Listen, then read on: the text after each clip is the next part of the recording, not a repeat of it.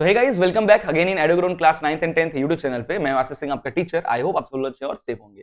तो हम लोग ऑटोमोटिव 404 पढ़ रहे थे क्लास 10th का, और unit 1 that is automobile and it's component. इसका आज लास्ट सेशन पढ़ने जा रहे हैं, सेशन 14, जिसमें हम इलेक्ट्रिकल एंड इलेक्ट्रॉनिक सिस्टम के बारे में डिस्कस करेंगे। ऑटोमोबाइल्स का देखो, फला दुनिया में बहुत टाइप के इलेक्ट्रिकल एंड इलेक्ट्रॉनिक सिस्टम है, उन सब के बारे में नहीं पढ़ना है। जनरली हमारा जो सब्जेक्ट है वो ऑटोमोटिव है, यानी ऑटोमोबाइल से रिलेटेड। तो हमारी बाइक में, कार में, ट्रक में, इन सब जो ऑटोमोबाइल्स जितने भी मोबाइल हो गए, इन सब में जो इलेक्ट्रिकल और इलेक्ट्रॉनिक सिस्टम्स किस तरीके से काम करते हैं, ये सारी चीजें हम लोग डिस्कस करने वाले हैं। But before going to start the video, आपको एक इन्फॉर्मेशन देना था। हमारी वेबसाइट है shop.edugrown.in, जिसकी लिंक आपको वीडियो के डिस्क्रिप्शन में मिल जाएगी। इस पे काफी सारे कंटेंट मैंने अपलोड कर रखा है, बहुत ही चीपेस्ट रेट में यहाँ पे मिल रहा है। देख सकते हो क्लास 10th का ऑटोमोटिव 404 के भी notes, sample question paper, previous question paper, ये 55 रुपीज में आपको मिल रहा है, तो आप चाहो तो परचेस कर सकते हो। इसी के साथ साथ क्लास 10th का 220 रुपीज में आपको कंप्लीट पैकेज मिल रहा है, जिसमें आपके मेन जो 5 सब्जेक्ट है, math, science, SST, English, Hindi, इनके नोट्स, माइंड मैप, सारे टाइप के क्वेश्चन आंसर्स जो होते हैं, एमसीक्यू हो, असर्शन रीजनिंग, केस स्टडी हुई, सारी चीजें यहाँ पे मिल रही हैं। एक बार जरूर विजिट करना। इसके साथ साथ हमारे फ्री कंटेंट भी हमारी वेबसाइट पे काफी सारे अवेलेबल है, तो एक बार जरूर चेकआउट करना और अपने दोस्तों के साथ भी शेयर करना। ठीक है, तो चलिए स्टार्ट करते हैं आज का वीडियो।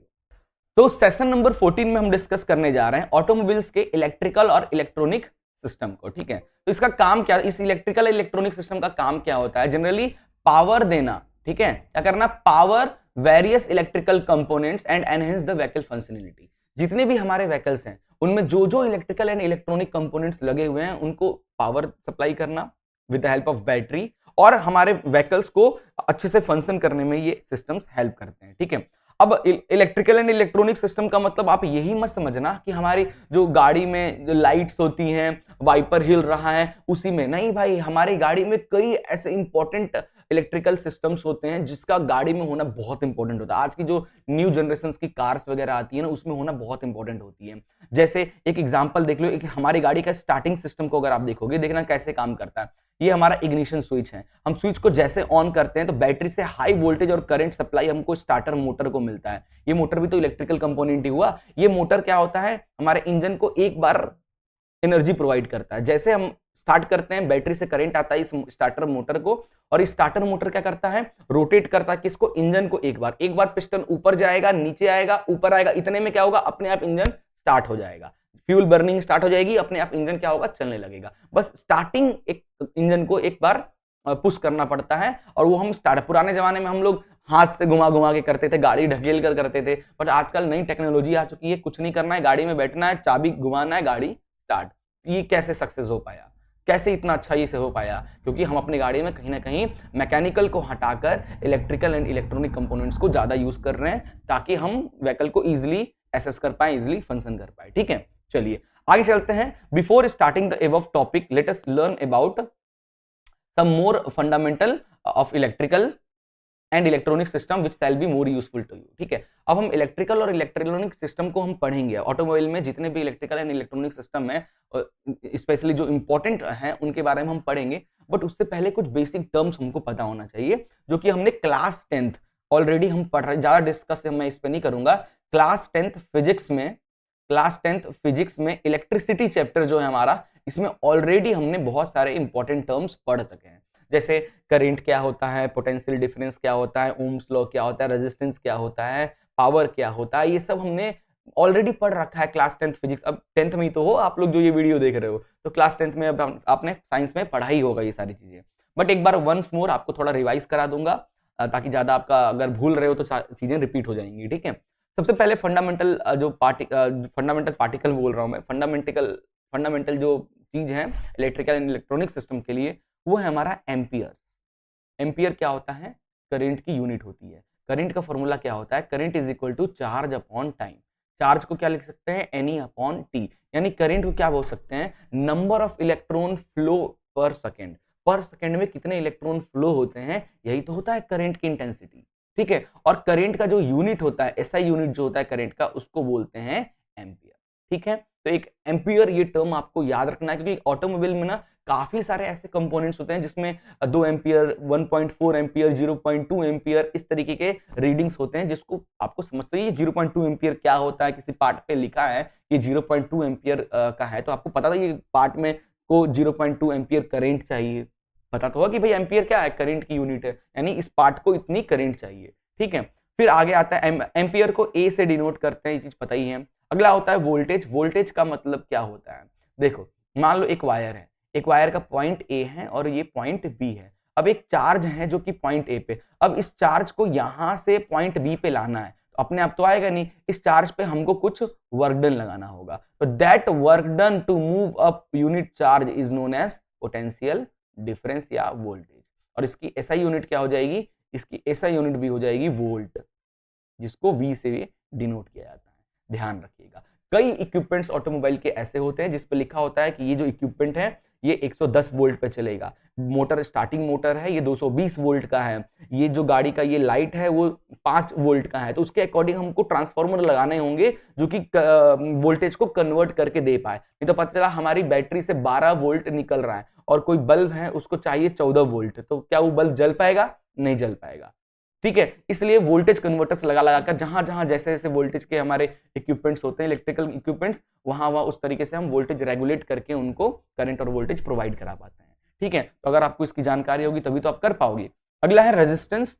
रेजिस्टेंस क्या होता, टू रेजिस्ट द, रेजिस्टेंस क्या होता, to resist the flow of, to resist the flow of electron in a circuit, in an sir किसी भी सर्किट में जो इलेक्ट्रॉन फ्लो हो रहा है, मान लो ये एक वायर है, इस वायर में इलेक्ट्रॉन्स क्या हो रहे हैं, फ्लो हो रहे हैं, तो इस इलेक्ट्रॉन फ्लो को मान लो जब इस वायर की कोई रेजिस्टेंस नहीं है तो ये इलेक्ट्रॉन को इस पॉइंट से इस पॉइंट पे आने में मान लो 1 सेकंड लगा, बट अगर इस वायर की रेजिस्टेंस, इस वायर में रेजिस्टेंस आ जाएगा, फिर इस इलेक्ट्रॉन को इस पॉइंट से इस पॉइंट पे आने में मान लो इस बार 3 सेकंड लगा, यानी कहीं ना कहीं इलेक्ट्रॉन के फ्लो को कोई चीज था जो रोक रहा था, इसे रेजिस्ट कर रहा, किसको, किसी फ्लो ऑफ इलेक्ट्रॉन को रोकना, रेजिस्ट करना इज नोन एज रेजिस्टेंस, ठीक है। इसको आर से डिनोट करते हैं और रेजिस्टेंस की जो एसआई यूनिट होती है, रेजिस्टेंस की जो एसआई यूनिट होती है उसको ओम बोला जाता है, OHM, ओम बोलते हैं और इस तरीके से सिंबल से डिनोट किया जाता है, ठीक है।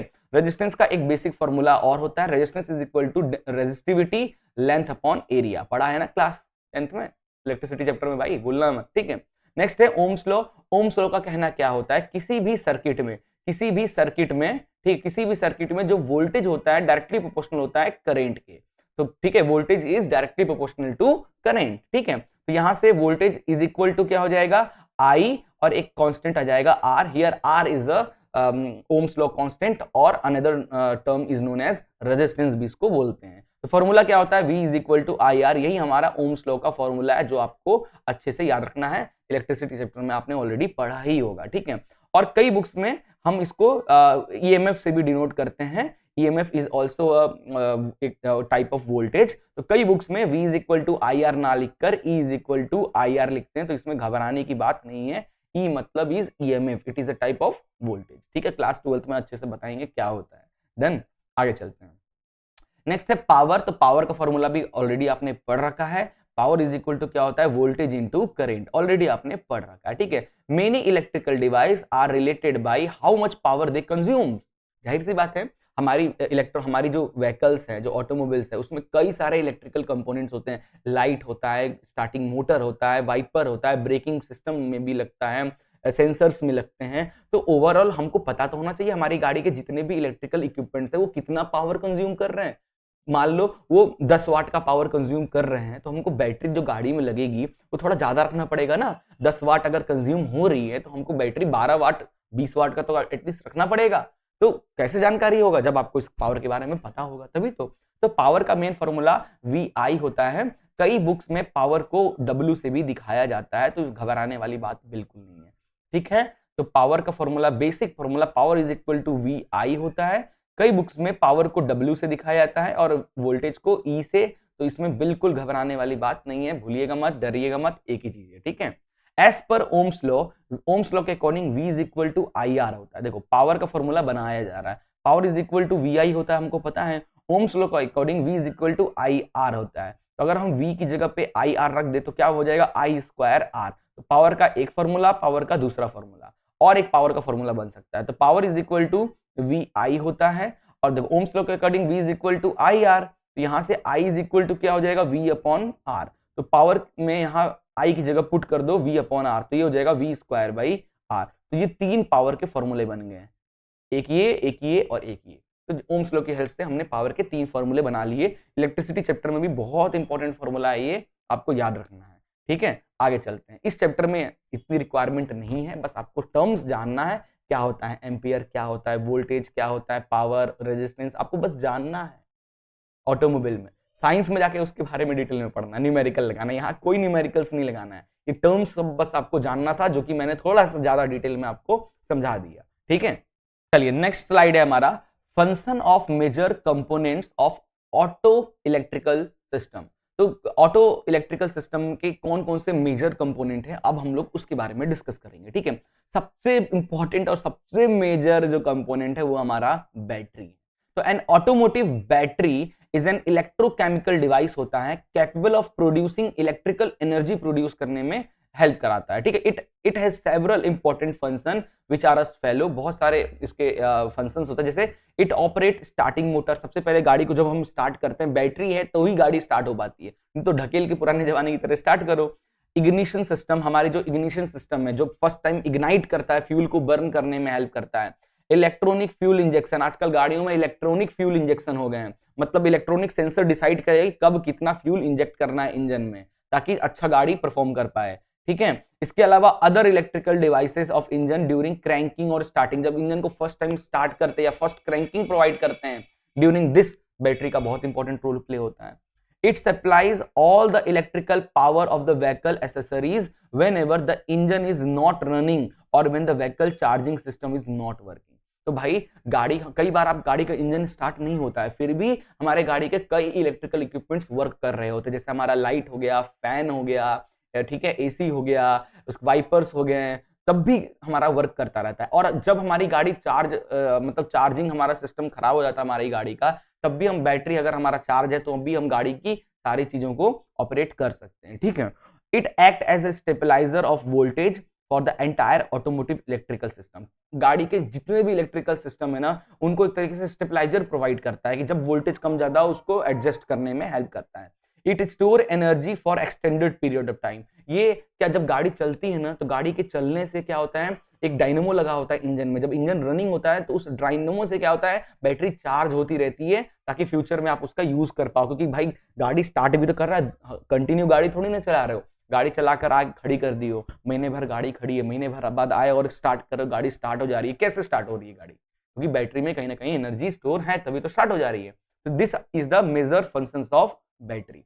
आगे है स्टार्टिंग मोटर या क्रैंकिंग मोटर भी कहते हैं। स्टार्टिंग मोटर ये रहा, हमारे इंजन के जस्ट बगल में लगा होता है, जब हम अपना इग्निशन स्विच को ऑन करते हैं बैटरी से high voltage and high current हमको मिलता है, जो कि स्टार्टिंग मोटर में जाता है करंट, और स्टार्टिंग मोटर क्या होता है, स्टार्ट होता है, जो कि इंजन को स्टार्ट करने में हेल्प करता है। ठीक है, the function of starting motor is to start the engine by drawing direct current. ठीक है, डायरेक्ट डीसी करंट लेता है, क्योंकि डीसी मोटर लगा होता है, डीसी करंट लेता है और इंजन को स्टार्ट करने में हेल्प करता है। While cranking the engine with the help of starting motor, it draw around 250 ampere of current from the battery for few seconds. 4 से 5 सेकंड के लिए मोटर ऑन होता है और इस दौरान 250 एम्पियर के आसपास बैटरी से करंट लेता है, तब जाकर कहीं इंजन हमारी फर्स्ट क्रैंकिंग होती है और इंजन स्टार्ट होता है। ठीक है, तो ये हो गया हमारा स्टार्टिंग मोटर का काम। अगर आगे है अल्टरनेटर। अल्टरनेटर का देखो, यहीं पे हमारा जो इंजन जब स्टार्ट हो जाता है ना, इंजन के बगल में ही अल्टरनेटर लगा होता है, एक तरीके का रोटर डायनेमो होता है जो कि बैटरी को चार्ज करने में हेल्प करता है। ठीक है, बैटरी को वापस से देखो चार्ज कर दिए, लगा है हमारा अल्टरनेटर, डीसी वोल्टेज प्रोवाइड करता है जिससे हमारी बैटरी क्या होती है, चार्ज होती है। ठीक है, तो इट प्रोड्यूस अल्टरनेटिंग करंट। अभी क्या होता है, जब ये घूमता है इंजन ना, तो इंजन के घूमने से ये एसी करंट जनरेट करता है, उसके बाद आगे ट्रांसफार्मर वगैरह लगा के इस एसी को डीसी में कन्वर्ट करके हम अपने बैटरी को चार्ज करते हैं। ठीक है, when the engine is running the alternator is run by the V belt connecting with the engine crank shaft pulley। अब देखो, अब इंजन जब स्टार्ट होता है तो इंजन की जो मेन शाफ्ट, जिससे पिस्टन जब अप डाउन होता है तो उसके मेन शाफ्ट से एक ये रोटेट हो रहा है। अब ये बेल्ट के थ्रू 2-3 चीजें और रोटेट हो, बेल्ट के थ्रू हमारे जो ऊपर कैम और इग्निशंस लगे हैं वो भी घूमते हैं, बेल्ट के थ्रू हमारा जो रोटर है, हमारा जो डायनेमो है वो भी घूमता है। तो बेल्ट के थ्रू जब हमारा रोटर इंजन स्टार्ट होता है, इंजन के जो मेन शाफ्ट ऊपर नीचे होने से हमारा जो ये मेन रोटर है ये घूमता है, इसकी हेल्प से हमारा डायनेमो वगैरह रोटेट होता है बेल्ट की हेल्प से, जिसकी वजह से एनर्जी जनरेट होता है। It also convert the alternating current into DC current. तो डायनेमो इसका काम क्या होता है अल्टरनेटर का, ये एसी को डीसी में कन्वर्ट करने में भी हेल्प करता है। इसके अंदर रेक्टिफायर लगा होता है जो ये काम करता है, ठीक है। It also source of electricity in automobile when the engine is running. जब इंजन अच्छा आप अपने एक बार गाड़ी स्टार्ट कर दो, उसके बाद अपना गाड़ी की बैटरी निकाल के रख दो, तो भी इंजन स्टार्ट रखना। इंजन स्टार्ट है, बैटरी निकाल दियो गाड़ी से, फिर भी आप गाड़ी के सारे इलेक्ट्रॉनिक सिस्टम को एसेस कर पाओगे, क्योंकि जब तक इंजन चल रहा है ना तो ये ऑल्टरनेटर भी चल रहा होगा, और जब तक ऑल्टरनेटर चल रहा होगा गाड़ी के सारे इक्विपमेंट्स को करंट डायरेक्ट दे रहा होगा। बैटरी से करंट नहीं जा रहा, डायरेक्ट करंट भेज रहा होगा, ठीक है। When the engine is running the alternator charger the battery by supplying the current of the battery through the charging circuit। जब इंजन चलता है तो ये ऑल्टरनेटर बैटरी को भी पावर सप्लाई करता है, जिसकी वजह से बैटरी भी चार्ज होता रहता है और सारे इक्विपमेंट्स भी फिर इंजन के लोड पे चलते हैं, ठीक है। जब इंजन बंद रहता है तभी सारे इक्विपमेंट्स बैटरी से चलते हैं, अदरवाइज जब इंजन चल रहा होता है फिर बैटरी से कोई यूज नहीं होता है। इंजन ऑल्टरनेटर ही पूरे इलेक्ट्रॉनिक सिस्टम को ऑपरेट करता है, ठीक है। एक होता है cut off unit, cut out unit यही लगा होता है जो बैटरी और ऑल्टरनेटर, ये रहा हमारा ऑल्टरनेटर, ये रहा बैटरी, इनके सर्किट के बीच में एक हमारा लगा होता है कट आउट यूनिट। इसका काम क्या होता है समझना, this is fitted into the charging circuit, charging circuit में ये फिट होता है। इट इज सेफ्टी डिवाइस होता है for battery in automobile when the alternator या डायनेमो जिसको बोलते हैं voltage is more than the battery voltage. मान लो बैटरी आपका 12 वोल्ट का है और ऑल्टरनेटर मान लो 15 या 20 वोल्ट जनरेट कर रहा है, तो इस दौरान क्या होगा, हमारी बैटरी खराब हो सकती है। But when the alternator dynamo voltage is less than the battery voltage it avoid to full. अब क्या होता है देखो, जब क्या होता है ऑल्टरनेटर मान लो 20 वोल्ट जनरेट कर रहा है, बैटरी को चाहिए 12 वोल्ट, तो ये क्या करेगा, ये हमारा यूनिट कट आउट कर देगा, है ना, मतलब 20 वोल्ट 20 मतलब 12 वोल्ट जाएगा, बाकी यहीं रुक जाएगा। बट कभी ऐसा होगा कि हमारा ऑल्टरनेटर कम वोल्टेज जनरेट कर रहा है, 10 वोल्ट जनरेट कर रहा है, तो ये 10 वोल्ट जा ही नहीं पाएगा, यहीं से वापस लौट जाएगा, ठीक है। यही काम होता है कटआउट यूनिट का, एक तरीके से सेफ्टी है, कभी अल्टरनेटर ज्यादा वोल्टेज करंट पैदा करे तो बैटरी खराब ना हो, इसलिए इसको यूज किया जाता है, ठीक है। नेक्स्ट है हमारा वोल्टेज एंड करंट रेगुलेटर्स। तो हमारे जैसे कि मैंने बताया हमारे जो ऑटोमोबाइल्स होते हैं उसमें कई इक्विपमेंट्स होते हैं इलेक्ट्रिकल, जिनका वोल्टेज और करंट अलग अलग रिक्वायरमेंट होती है। कुछ को ज्यादा वोल्ट चाहिए, कुछ को कम करंट चाहिए, तो हम हर इक्विपमेंट के पास ना ऑल्टरनेटर्स का यूज करते हैं, जिसमें जितना जैसे 220 वोल्ट अगर आ रहा है, 220 वोल्ट वोल्टेज आ रहा है, अगर और जो एक रियर गाड़ी का जो रियर लाइट है उसको चाहिए मात्र 12 वोल्ट, तो एक ऑल्टरनेटर हम यहाँ पे ऑल्टरनेटर कहते हैं, और करंट रेगुलेटर एक यूज करते हैं जो करता क्या है 220 में से सिर्फ 12 वोल्ट ही भेजता है, जिससे हमारी लाइट अच्छे से वर्क कर पाती है। इस तरीके से जैसे करंट रिक्वायरमेंट होता है, करंट को भी उसी तरीके से सप्लाई की जाती है।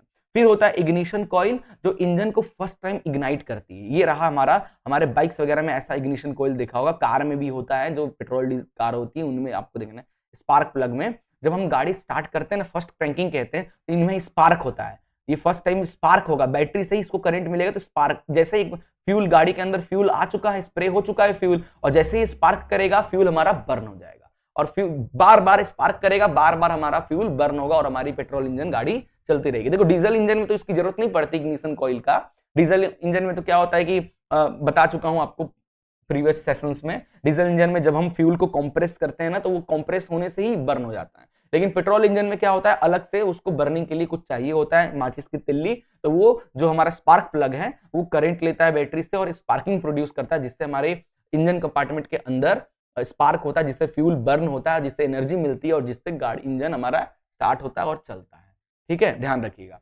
फिर होता है distributor, the function of distributor is to distribute high tension current to the spark plug according to firing order. Distributor क्या होता है, जनरली क्या होता है, हमारे एक तो स्पार्क प्लग लगा नहीं है, क्योंकि हमारे जो सिलेंडर होते हैं, गाड़ी के जो सिलेंडर होते हैं फोर व्हीलर्स के, उसमें 3 सिलेंडर 4 सिलेंडर्स होते हैं, सारे सिलेंडर्स में क्या होता है स्पार्क प्लग लगा होता है, क्योंकि हर सब में बर्निंग होती है, तो एक सर्किट होता है, एक सर्किट आ रहा है, उस तरीके से डिस्ट्रीब्यूट हो जाए चारों सिलेंडर में, इस तरीके से स्पार्क प्लग के पास चला गया। अभी जो डिस्ट्रीब्यूटर क्या करता है कि भाई मान लो कि अभी पिस्टन इसमें पिस्टन ऊपर आया है, तो भैया यहाँ पे स्पार्किंग होना है, तो ये स्पार्क करेगा।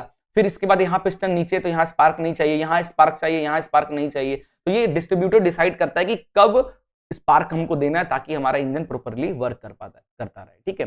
फिर स्पार्क प्लग क्या होता है, ये देखो स्पार्क प्लग बनाया हूं, इस तरीके का होता है, यहाँ पे हाई करंट और वोल्टेज मिलते हैं, जिसके वजह से यहाँ पे स्पार्क होता है, जिससे हमारा फ्यूल बर्न होता है, ठीक है। The function of spark plug is to create a spark in the combustion chamber according to firing order. जैसा भी जब हमारा पिस्टन ऊपर आए, फ्यूल आ जाए, तभी वो स्पार्क करे, कंटिन्यू स्पार्क नहीं करता है, एक पर्टिकुलर कुछ सेकंड्स के बाद स्पार्किंग होती है, जिससे क्या होता है हमारा फ्यूल अच्छे से जब बर्न कर पाता है।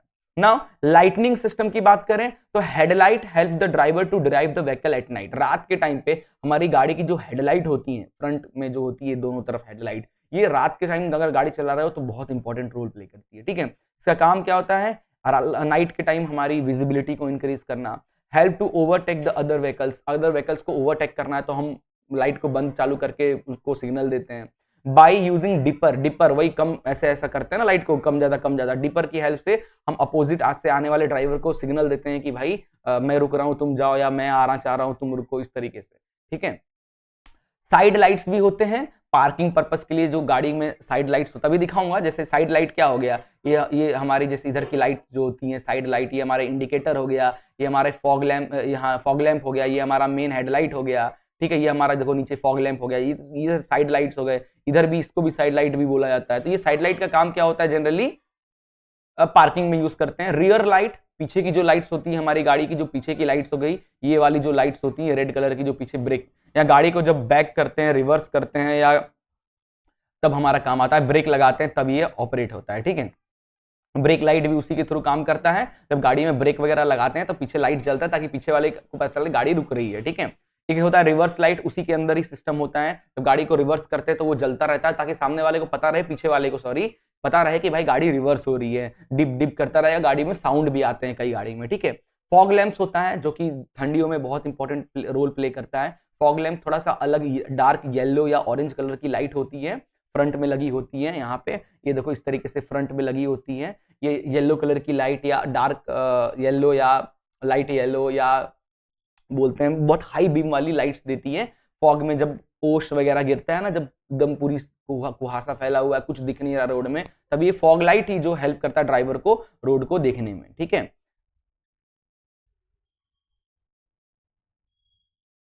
क्लियर हो गया फॉग लैंप के बारे में। फिर है तो left and right indicator, indicator के बारे में पता ही है, जब गाड़ी को लेफ्ट टर्न करे तो लेफ्ट इंडिकेटर जले, राइट टर्न करे तो राइट इंडिकेटर करे। ठीक है, इसके अलावा इंटीरियर लाइट्स भी होते हैं, दो टाइप के इंटीरियर लाइट्स होते हैं गाड़ी के अंदर के लाइट। एक तो डैशबोर्ड पैनल पे जो लाइट्स होते हैं, जो हमारे गाड़ी का जो डैशबोर्ड होता है सामने जहां ट्रक, तो वहां पे जो इंडिकेटर्स लाइट्स होते हैं वो सारी चीजें, और कैबिन लाइट्स होती है जो ऊपर ऑन करते हैं ना, कैबिन के अंदर जो लाइट आता है, तो ये इस तरीके के लाइट्स। ठीक है, अब जैसे कि ये गाड़ी आपको आगे फोर्ड कंपनी की ये गाड़ी दिख रही है, यहाँ पे देखो ये जो हमारी फॉग लाइट्स हो गई।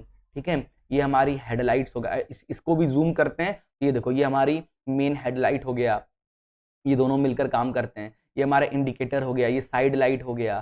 ठीक है, इस तरीके, और ये देखो ये हमारा क्या होता है, ये ब्रेक लाइट हो गया, इधर ब्रेक लाइट हो गया, फिर रिवर्स लाइट हो गया, फिर इस तरीके से इंडिकेटर्स हो गए, इधर भी इंडिकेटर्स हो गए। तो इस तरीके से ये भी हमारा ब्रेक लाइट की तरह ही काम करता है। इतने सारे लाइट्स, क्योंकि लाइट बहुत इंपॉर्टेंट होता है, नाइट के टाइम पे गाड़ी चलाना है ना, उस दौरान तो बहुत ज्यादा इंपॉर्टेंट होता है।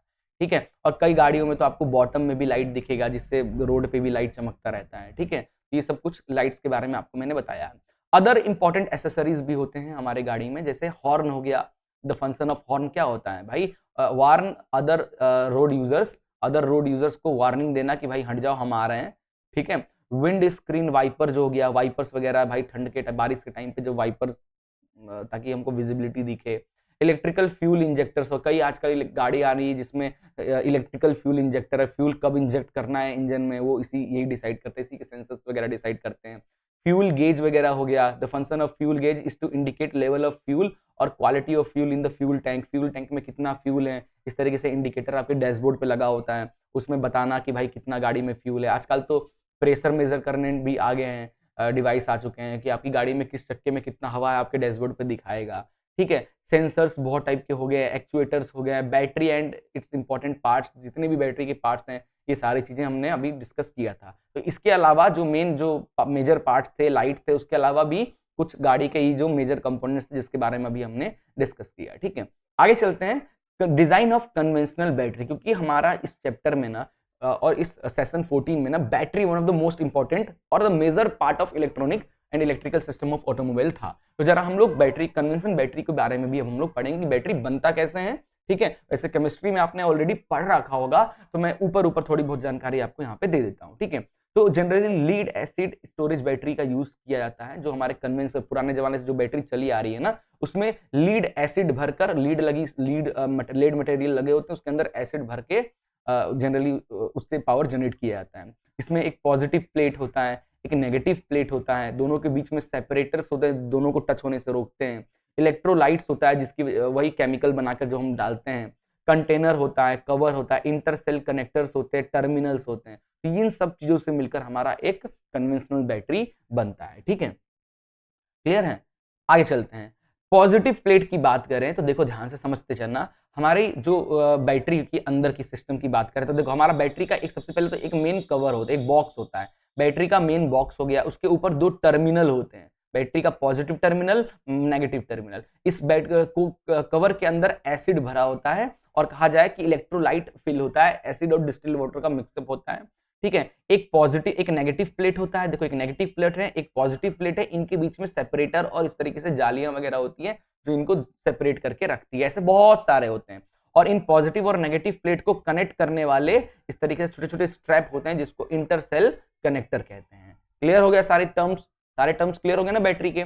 अब डिस्कस करते हैं। तो पॉजिटिव प्लेट की बात करें तो made of lead oxide dioxide से बना होता है, PbO2 से पॉजिटिव प्लेट हमारा बना होता है। This plate act as a positive electrode की तरह काम करता है। They undergo chemical reaction with the electrolyte to produce electrical energy. जब इस लीड डाइऑक्साइड में हम इलेक्ट्रोलाइट डालते हैं जो कि H2SO4 और डिस्टिल्ड वाटर से मिलकर बनता है, जो हम लोग बैटरी में पोर करते हैं। ठीक है, जब उससे ये रिएक्ट करता है तो इलेक्ट्रॉन फ्लो कराता है जिससे इलेक्ट्रिसिटी जनरेट होती है। नेगेटिव प्लेट की बात करें तो कंस्ट्रक्टेड फ्रॉम स्पॉन्ज लेड से बना होता है, थोड़ा स्पॉन्जी टाइप का लेड मटेरियल से बना होता है। This plate serve as a negative electrode की तरह ये काम करता है। They participate in reversible chemical reaction with the electrolyte during discharge and charge cycle. अब क्या होता है देखो, एक ये हमारा एक पॉजिटिव प्लेट है, ये हमारा एक नेगेटिव प्लेट है। जब हम गाड़ी को चार्ज कर रहे होंगे, जब गाड़ी को चार्ज कर रहे होंगे तो इलेक्ट्रॉन्स क्या हो रहे हैं यहाँ इस तरीके से पॉजिटिव से नेगेटिव की तरफ आकर चार्जिंग हो रही होंगे। और डिस्चार्जिंग के दौरान क्या हो रहा होगा, हमको करंट चाहिए तो नेगेटिव टर्मिनल से इलेक्ट्रॉन्स निकल के पॉजिटिव तरफ जा रहे होंगे जिससे हमको इलेक्ट्रिसिटी बाहर की तरफ मिलता होगा। तो ये डायरेक्शन रिवर्स करने में काम आता है। फिर सेपरेटर होता है जो पॉजिटिव और नेगेटिव प्लेट के बीच में लगा होता है, दोनों में शॉर्ट सर्किट ना हो इसलिए। थिन पोरस इंसुलेटिंग मटेरियल होता है, छोटे छोटे होल्स होते हैं जिसमें एसिड वगैरह फ्लो हो पाए। ठीक है, porous material between positive and negative plates के बीच में होता है। Prevent direct contact between plates, दोनों पॉजिटिव और नेगेटिव प्लेट के बीच में होता है, डायरेक्ट कॉन्टेक्ट ना हो। ठीक है, जैसे देख सकते हो ये इस तरीके से सेपरेटर्स होते हैं, इसके प्लस माइनस बीच में भरे होते हैं सेपरेटर्स, ताकि प्लस और माइनस टच ना हो पाए, नहीं तो शॉर्ट सर्किट हो जाएगा, बैटरी खराब हो जाएगी। ठीक है, फिर हम लोग बात करते हैं इलेक्ट्रोलाइट का। तो इलेक्ट्रोलाइट किस तरीके से बनाते हैं, तो इलेक्ट्रोलाइट जो लिक्विड भरते हैं और सॉल्यूशन ऑफ सल्फ्यूरिक एसिड और डाइल्यूटेड विथ वाटर। ठीक है, डिस्टिल्ड वाटर से H2SO4 को डाइल्यूट करते हैं, मिक्स करते हैं एंड देन उसको पोर करते हैं। ये केमिकल रिएक्शन को करने में दोनों इलेक्ट्रोड के बीच में केमिकल जो इलेक्ट्रॉन प्रोटॉन का इधर उधर होने हो रहे हैं ना, जो इसी यही हेल्प करता है and to store the chemical energy को स्टोर करने में भी हेल्प करता है। फिर हम कंटेनर की बात कर लें तो हमारा जो बैटरी का जो आउटर कंटेनर होता है holds all the component of electrolyte. इसके अंदर सारे इलेक्ट्रोलाइट होते हैं, positive plate, negative plate, separators, ये सारी चीजें होते हैं। ड्यूरेबल होता है, बहुत मजबूत होता है। एसिड रेजिस्टेंस मटेरियल होता है जिससे एसिड की वजह से भी ये जलता नहीं है, खराब नहीं होता है। ठीक है, जैसे पॉलीप्रोपिलाइन का ये बना होता है। The cover seal that container and includes opening for venting gases and refilling the, इसमें ओपनिंग्स होते हैं जिससे गैसेस वगैरह भी तो रिएक्शन से बनते हैं, वो गैसेस निकल पाए अंदर ही ना, ऐसा बैटरी फूल जाए। और वापस से इलेक्ट्रोलाइट फिल करने के लिए इस तरीके से छोटे छोटे होल्स होते हैं जिसमें से आप देख सकते हो इलेक्ट्रोलाइट कम है, उसमें रीडिंग रहता है, देख लो फिर फिल कर दो। और ये लास्ट में टर्मिनल्स भी यहीं पे कनेक्ट होते हैं। ठीक है, आगे चलते हैं। अगला हमारा है intercell connector. Intercell connector positive और नेगेटिव प्लेट के बीच में क्या होता है, सेपरेटर, जैसे कि मैंने अभी थोड़ी देर पहले आपको बताया। अब पॉजिटिव और नेगेटिव प्लेट को कनेक्ट भी तो होना, छोटे छोटे इस तरीके से प्लेट से ये सारे प्लेट्स आपस में कनेक्ट होते हैं जिसको अपन इंटरसेल कनेक्टर बोलते हैं। Connect individual cell in series to achieve desired voltage, ensure efficient current flow between the cells. ठीक है, टर्मिनल्स की बात करें तो ये बैटरी के ऊपर जो टर्मिनल दिखता है, पॉजिटिव और नेगेटिव टर्मिनल, ये देखो इस तरह जैसे कनेक्शन दिख रहा है, एक प्लेट दूसरे, ये हमारा पॉजिटिव टर्मिनल, नेगेटिव टर्मिनल, ये दोनों कैसे कनेक्टेड है, बहुत सारे जो प्लेट्स लगे हैं उन प्लेट्स से कनेक्टर की हेल्प से सारे कनेक्टेड, ताकि ज्यादा एनर्जी स्टोर कर पाए, ज्यादा करंट स्टोर कर पाए। ठीक है, क्लियर हो गया। तो typically made of lead alloy का बना हुआ होता है ये terminals, high conductivity and corrosion जंग वगैरह इसमें जल्दी लगता नहीं है, ठीक है, इस मटेरियल इसलिए लेड मटेरियल से बनाया जाता है। क्लियर है। हाउ बैटरी ऑपरेशन, किस तरीके से बैटरी हमारा चार्जिंग और डिस्चार्जिंग के टाइम पे काम करता है समझते हैं। When a battery is being discharge, जब बैटरी डिस्चार्ज होता है, current flow from negative pole to positive pole, okay, negative pole से पॉजिटिव पोल की तरफ होता है डिस्चार्जिंग के टाइम। शायद मैंने इससे पहले उल्टा बोल दिया था, क्योंकि डिस्चार्जिंग क्या हो रहा है कि करंट बाहर निकल रहा है, करंट आउटपुट हो रहा है, बाहर यूज हो रहा है, करंट बाहर निकल रहा है, इसका मतलब नेगेटिव से पॉजिटिव की तरफ पे सारे इलेक्ट्रॉन्स फ्लो हो रहे हैं, तभी तो आपको बाहर करंट मिल रहा है। क्लियर है। तो डिस्चार्जिंग के टाइम पे ऐसा होता है, current flow from negative pole to positive pole, ठीक है, ये बहुत इंपॉर्टेंट है, एग्जाम पर्सपेक्टिव से इससे क्वेश्चंस आते हैं तो ध्यान से पढ़ लीजिए। हाइड्रोजन आयंस जो इलेक्ट्रोलाइट H2SO4 से जो H+ आयंस है ना, move to positive plate and combine with oxygen to form water. अब पॉजिटिव प्लेट पे जाता है, पॉजिटिव प्लेट किसका बना हुआ है, देखो उसमें लीड ऑक्साइड है, इस ऑक्सीजन से जाकर वो मिलता है वो हाइड्रोजन, ठीक है, कहां गया भाई, ऑक्सीजन से जाकर वो हाइड्रोजन कंबाइन होता है और सल्फेट आयंस बनाता है, कंबाइन विथ फिर वो नेगेटिव टर्मिनल में जाकर लीड से कंबाइन होकर PbSO4 बनेगा, ठीक है। When the battery is fully discharge, the specific gravity of electrolyte reaches to 1.160 के आसपास स्पेसिफिक रेजिस्टिविटी ग्रेविटी पहुंच जाता है हमारे बैटरी का, जब हमारा फुल्ली डिस्चार्ज हो जाता है बैटरी, तब इस दौरान, ठीक है। ध्यान रहेगा क्या क्या मैंने बताया, पहले तो मैंने क्या बताया, करंट जो है वो किधर से किधर फ्लो हो रहा है, करंट नेगेटिव से पॉजिटिव टर्मिनल पे करंट हमारा फ्लो होता है, ठीक है, ध्यान रखिएगा। करंट फ्लो है तो इलेक्ट्रॉन फ्लो किधर होंगे, पॉजिटिव से नेगेटिव, इलेक्ट्रॉन पॉजिटिव से नेगेटिव की तरफ फ्लो होंगे, ठीक है। तो करंट किधर होगा, करंट अपोजिट डायरेक्शन में नेगेटिव से पॉजिटिव की तरफ करंट फ्लो होगा, तभी हमको आउटपुट मिलेगा, और जब ऐसा होगा तो बैटरी डिस्चार्ज होती जाएगी। इसमें होता क्या है, जो H2SO4 जो हमने इलेक्ट्रोलाइट डाला था, उसका जो H+ आयन है वो पॉजिटिव प्लेट से जाकर कंबाइन होता है, ऑक्सीजन से रिएक्ट करके PbSO4 बनाता है, ठीक है, ध्यान रखिएगा। नाउ चार्ज, जब हम बैटरी को चार्ज करते हैं, मतलब बैटरी को हम इनपुट दे रहे हैं, करंट हम जब बैटरी को दे रहे हैं, इनपुट करंट हम बैटरी को जब दे रहे हैं, चार्ज कर रहे हैं, तो करंट फ्लो फ्रॉम पॉजिटिव से नेगेटिव टर्मिनल, पॉजिटिव से नेगेटिव टर्मिनल की तरफ करंट जाता है, ठीक है। The oxygen ion move the positive plate where they displace the sulfate ion SO4 simultaneously move back from the negative plate into the electrolyte। अब ये जो PbSO4 पॉजिटिव प्लेट में जो बना था, अब इसमें से क्या होगा, ये टूटेगा, ऑक्सीजन टूटेंगे और ये S वापस से निकलकर लिक्विड में मिल जाएगा, ऑक्सीजन भी टूट जाएंगे और ये वापस से पॉजिटिव प्लेट जो था हमारा PbO2 बन जाएगा और हमारा जो दूसरा है वो नेगेटिव टर्मिनल Pb बन जाएगा और H2SO4 इस तरीके से वापस से यहाँ पे आयंस इकट्ठे हो जाएंगे खूब सारे, तो बैटरी चार्ज हो गई। बस इस तरीके से हमारा पूरा का पूरा काम चलता रहता है। यहाँ पे आप देख सकते हो, ठीक है, देख सकते हो यहाँ पे, देखो यहीं से कहीं से भी स्टार्ट करते हैं, चार्जिंग, चार्ज से स्टार्ट, देखो PbO2 H2, देखो ये पॉजिटिव प्लेट हमारा PbO2 है, H2SO4 बीच में, ये Pb है, चार्ज करेंगे, ठीक है, ये चार्जिंग, चार्ज का कंडीशन है। डिस्चार्जिंग में क्या होता है, ऑक्सीजन टूटता है, PbO2 से ऑक्सीजन SO2 से पूरा SO4 क्या था, पॉजिटिव में PbSO4 था ना, ऑक्सीजन और सल्फेट टूटते हैं, ठीक है, टूट के वापस से इस तरीके से हमारा डिस्चार्ज के टाइम पे ये क्रिएट हो जाता है, वापस से चार्ज करते हैं एंड देन अगेन ये प्रोसेस रिपीट करता रहता है चार्जिंग और डिस्चार्जिंग के दौरान। क्लियर है। बस यार हमारा ये चैप्टर यहीं पे खत्म होता है, तो बस आपको ये दो चीज याद रखना है कि भाई बैटरी चार्जिंग और डिस्चार्जिंग के टाइम पे कहां से कहां करंट फ्लो कर रहा है, किस प्लेट में क्या बन रहा है, किस प्लेट में क्या बन रहा है, बस इतना ही ये थ्योरी याद रखिए, बस आपको इजीली अटेंड कर पाओगे, कोई दिक्कत वाली बात नहीं होगी, ठीक है। बाकी कहीं अगर कुछ डाउट वगैरह आता है तो कमेंट करके बताइए, कुछ डाउट होगा तो एग्जाम के टाइम पे मैं पूरी कोशिश करूंगा वो डाउट आपके क्लियर करने की, ठीक है। बाकी आप हमारे टेलीग्राम चैनल को ज्वाइन कर सकते हैं, डिस्क्रिप्शन में आपको लिंक मिल जाएगा, एग्जाम के टाइम पे और कनेक्ट हो जाऊंगा, काफी सारे फ्री कंटेंट भी मैं इस पे अपडेट करता रहता हूं, अपलोड करता रहता हूं, तो आपको यहाँ पे मिलता रहेगा, ठीक है। तो चलिए मिलते हैं नेक्स्ट वीडियो में, यानी नेक्स्ट चैप्टर में, तब तक के लिए good bye, take care and जय हिंद।